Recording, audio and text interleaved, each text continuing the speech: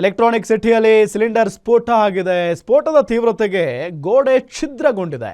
ಶಾಂತಿಪುರ ರಸ್ತೆಯ thermal dry ಲಾಂಡ್ರಿಯಲ್ಲಿ ಆಗಿರುವಂತ ಘಟನೆ ಇದು.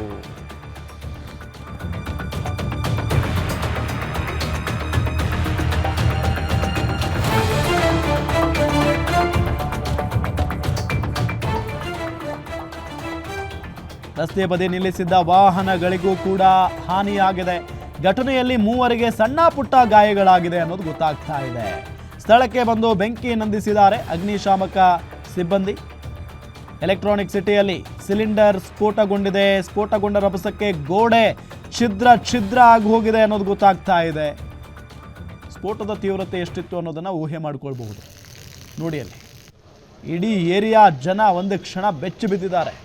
ಶಾಂತಿಪುರ ರಸ್ತೆಯ ಥರ್ಮಲ್ ಡ್ರೈ ಲಾಂಡ್ರಿಯಲ್ಲಿ ಆಗಿರುವಂಥ ಘಟನೆ. ರಸ್ತೆ ಬದಿ ನಿಲ್ಲಿಸಿದ್ದ ವಾಹನಗಳಿಗೂ ಕೂಡ ಹಾನಿಯಾಗಿದೆ. ಘಟನೆಯಲ್ಲಿ ಮೂವರಿಗೆ ಸಣ್ಣ ಪುಟ್ಟ ಗಾಯಗಳಾಗಿದೆ. ಸ್ಥಳಕ್ಕೆ ಬಂದು ಅಗ್ನಿಶಾಮಕ ಸಿಬ್ಬಂದಿ ಈಗ ಬೆಂಕಿಯನ್ನು ನಂದಿಸುವಲ್ಲಿ ಯಶಸ್ವಿಯಾಗಿದ್ದಾರೆ.